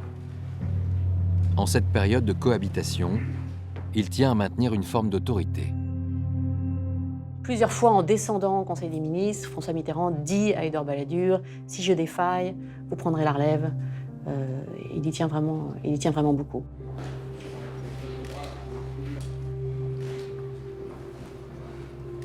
Balladur est obligé de suppléer, est obligé de redoubler d'attention. Chaque geste, chaque initiative compte. Tout peut être mal interprété. Dépôt de gerbe par M. Édouard Balladur, Premier ministre. Ce qui est mal interprété et mal vécu par François Mitterrand, c'est le fait de ne plus pouvoir totalement assumer ses obligations. Ce 15 août 1994, Édouard Balladur préside les cérémonies du 50e anniversaire du débarquement en Provence. Il y avait évidemment beaucoup d'irritation chez François Mitterrand en voyant le pouvoir lui échapper et en voyant Édouard Balladur exercer le pouvoir avec une sorte de majesté déjà présidentielle. Il avait l'impression qu'il y avait eu un putsch, que Balladur et ses hommes voulaient sa fin, la fin la plus rapide. Il s'accrochait au pouvoir et à l'apparence comme le seul dérivatif possible et d'une certaine manière comme la seule thérapeutique efficace à sa maladie. Je tiendrai jusqu'au bout. Je ne céderai pas une minute. Seulement, une question commence à se poser. François Mitterrand est-il encore en état d'assumer ses fonctions? Pour qu'il ne souffre pas, on est obligé de lui donner des médicaments. Et on sait que la thérapeutique va annihiler une grande partie des capacités intellectuelles de n'importe quel individu. Un homme qui se goinfre de médicaments est-il sain d'esprit pour prendre des décisions qui engagent l'avenir d'un pays? La grande question a été de dire est-ce qu'il aurait dû démissionner ou pas démissionner. Si c'était un pilote d'avion, il serait arrêté. Si c'était un président du CAC 40, il serait arrêté. La garde rapprochée du président est unanime sur ce point. Jamais François Mitterrand n'aurait perdu sa lucidité, sa clarté d'esprit. La grande angoisse pour lui, c'était les métastases au cerveau. C'était surtout ma lucidité intellectuelle. Garder ma capacité d'analyse, ma capacité de vivre, ma capacité de sentir. Donc ça, c'est vrai que c'était la limite du combat. S'il n'y avait plus ça, il fallait plus combattre.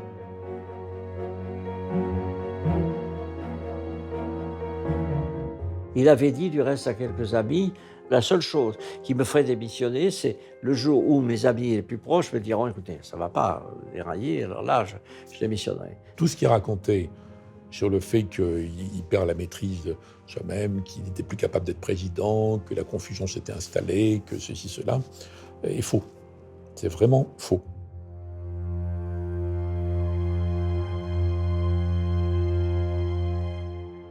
Tous les 6 mois, les bulletins de santé signés par le docteur Gubler continuent d'être publiés. Ils officialisent de manière assez laconique la bonne santé, entre guillemets, du président. À l'approche du terme de son 2e mandat, l'homme est affaibli, plus préoccupé par la place qu'il laissera dans l'histoire que par la gestion des affaires de l'État. Il a d'ailleurs accepté de répondre au journaliste Pierre Péan sur ses engagements pendant la Seconde Guerre mondiale. Ce livre, Une jeunesse française, va faire grand bruit lors de sa sortie en septembre 1994. Depuis plusieurs jours, la polémique enfle autour du passé de François Mitterrand. De sa poignée de main avec le maréchal Pétain, de ses relations amicales avec René Bousquet, chef de la police sous Vichy. Des révélations contenues dans un livre de Pierre Péan qui ne tarde pas à faire réagir au Parti socialiste, notamment au sein de la nouvelle génération. Ce qui me choque, c'est qu'en 1994, il confesse qu'il a vu avec plaisir jusqu'en 1986 un homme qui a quand même été secrétaire général pour l'administration du régime de Vichy, qui donc a été compromis dans la déportation des Juifs. Quelqu'un qu'on décrit comme d'une carrure exceptionnelle, j'avoue que comme socialiste, comme Français, ça me choque. Ces révélations représentent en tout cas une tâche sombre pour la gauche et le Parti socialiste. C'est toute une partie de la gauche, et c'est dans les premiers cercles du PS, où on trouve quand même que le vieux, ça commence à bien faire et qu'il faut passer à la suite. Il était mal vu de Paris, il était mal vu de la droite, qui trépignait, qui attendait sa mort, il était mal vu de la gauche, il était mal vu des Juifs à cause de Vichy.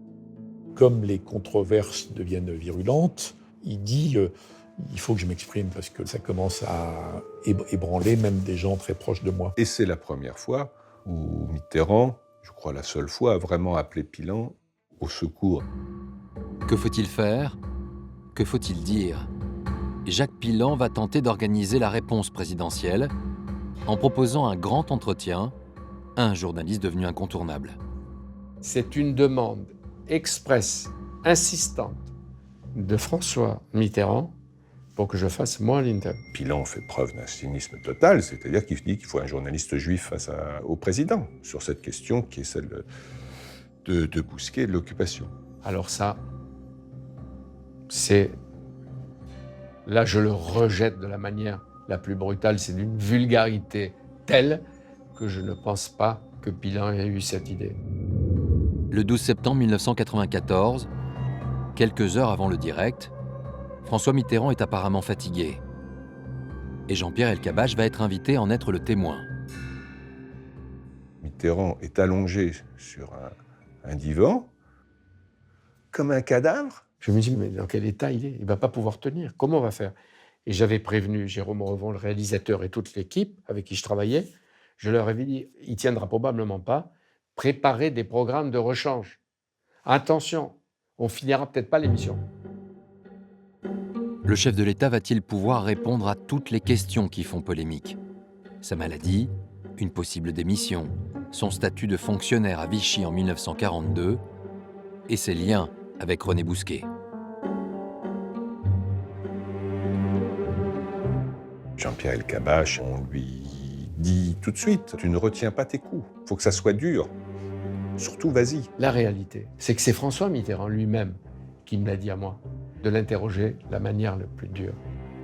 Il me l'a répété au maquillage.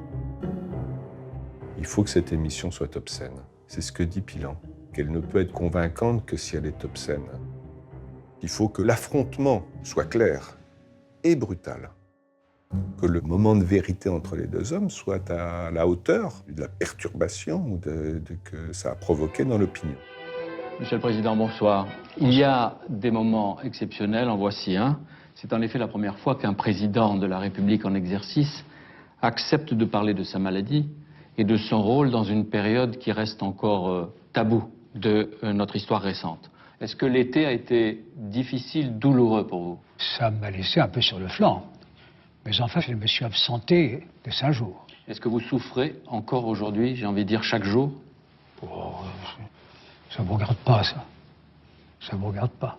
Mais la maladie, vous la sentez, elle est présente? Elle est là, naturellement. Elle n'a pas été réduite. Ce n'était plus le président de la République qu'on voyait.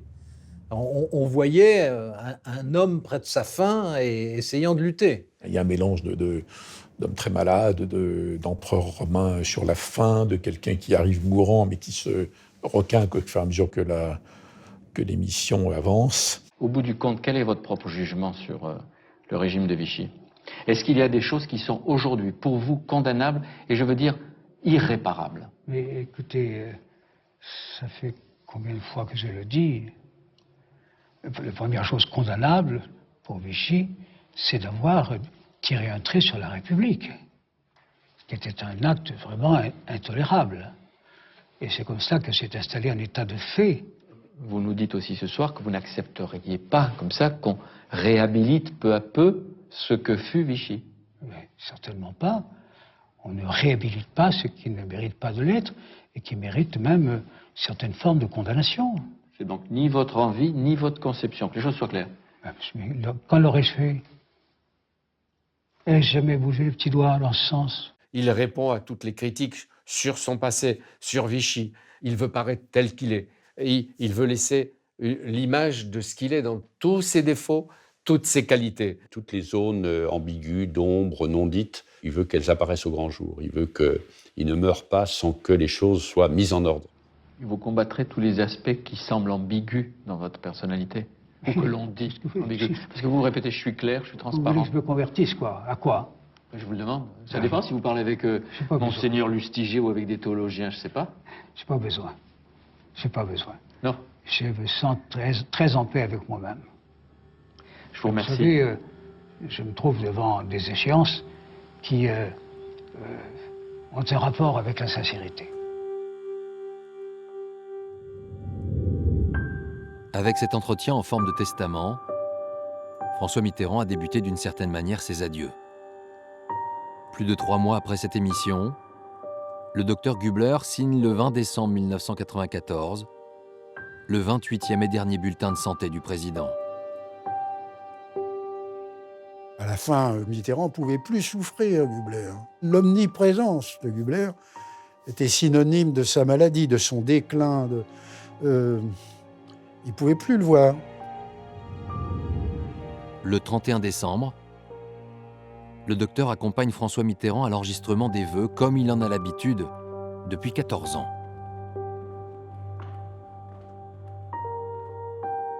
Je suis derrière lui et il est avec Tarot et il me dit non, c'est pas la peine, il y a Tarot, c'est pas la peine d'être deux. Avec ces quelques mots, François Mitterrand vient de congédier Claude Gubler. Il aura passé 25 ans à ses côtés, dont plusieurs à maintenir le secret d'État. À partir de cette date, il n'aura plus accès au chef de l'État. C'est fini, j'ai porté mon sac au dos pendant 14 ans, j'ai fait ce que j'avais à faire. Ça fait partie de sa rancœur. Il a été utilisé, on s'est servi de lui jusqu'au dernier bulletin, c'est sûr. Après des années de vrais bons traitements, de vraies complicités, c'est une des grandes victimes de cette période-là. C'est une espèce de répudiation. C'est dur pour Claude Gubler. Ça a été dur. L'an prochain, ce sera mon successeur qui vous exprimera ses vœux. Là où je serai, je l'écouterai. Le cœur plein de reconnaissance pour le peuple français qui m'aura si longtemps confié son destin, et plein d'espoir en vous. Je crois aux forces de l'esprit et je ne vous quitterai pas. Le 23 avril 1995, c'est le premier tour de l'élection présidentielle. La première depuis 30 ans à laquelle François Mitterrand n'est pas candidat.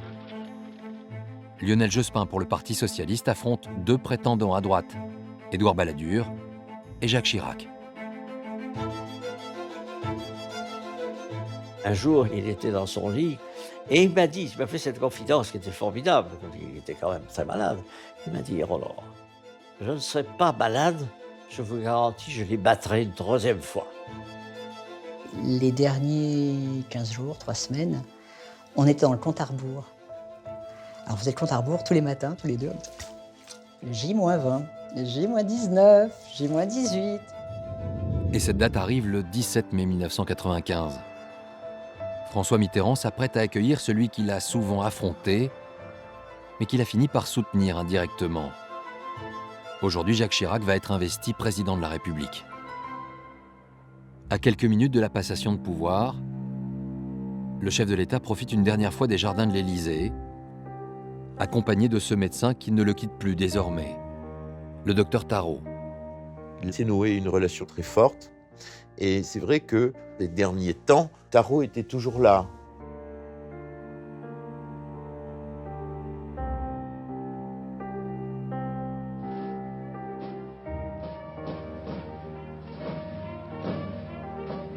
J'ai accueilli le président élu à l'entrée de la cour d'honneur.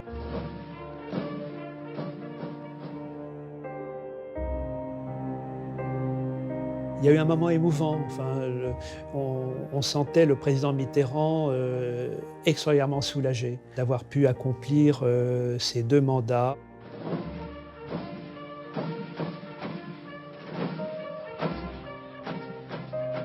Donc ça n'était pas du tout quelqu'un qui est parti de l'Élysée en regrettant. Il est resté dans la majesté jusqu'au bout et il a tenu le coup jusqu'à la fin.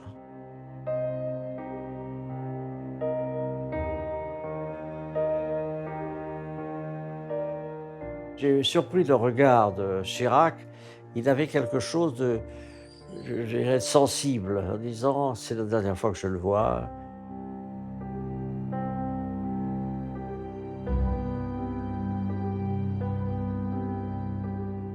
Le président Chirac était très ému et il a effectivement montré beaucoup de respect et d'attention pour le président Mitterrand au moment où François Mitterrand a définitivement quitté l'Élysée.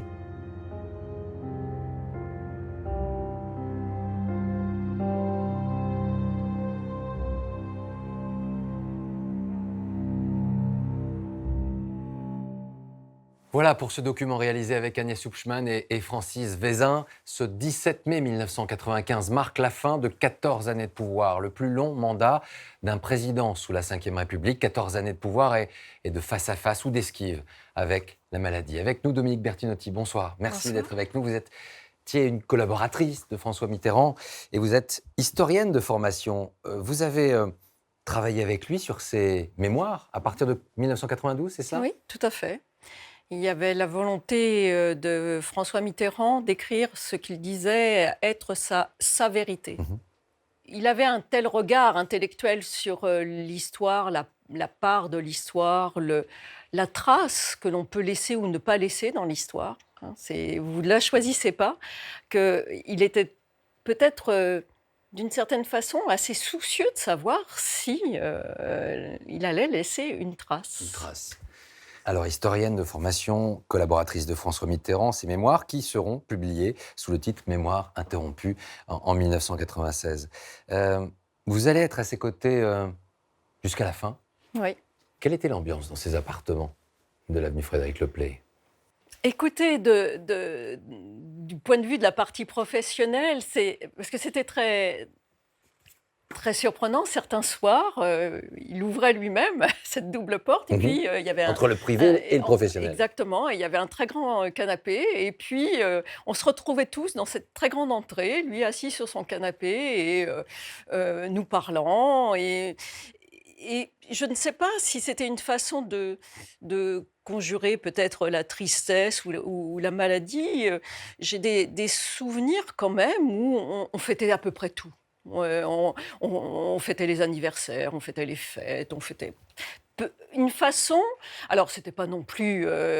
Mais la journée ne se terminait jamais de façon triste, sombre. Voilà. Avez-vous accès à François Mitterrand finalement jusqu'à la fin? On a l'impression que dans les derniers moments, dans ce lieu qui était devenu aussi l'antichambre de la mort, c'est vrai. Le docteur Tarot avait refixé, on va dire, une autre porte coulissante. C'est-à-dire, il y avait le professionnel, il y avait le privé, et puis il y avait la porte du docteur Tarot. Il y avait au mois de janvier. Donc ça a été très bref. C'est vrai que le docteur Tarot a été beaucoup plus présent dans la mesure où, effectivement, il a mis un filtre entre François Mitterrand et nous. Et les autres. Et les autres.